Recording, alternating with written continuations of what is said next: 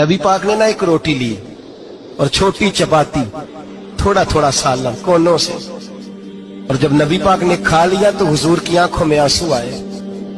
حضرت عمر کہنے لگے حضور روئے کیوں؟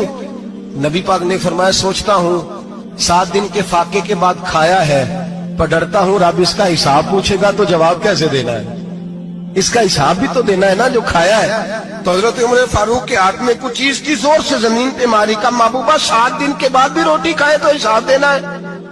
نبی پاک فرمانے لگے عمر وہ مالک ہے نا، تو جب دیتا ہے تو حساب نہیں لے سکتا، حساب تو دینا ہے، حساب تو دینا ہے، تیاری رکھو۔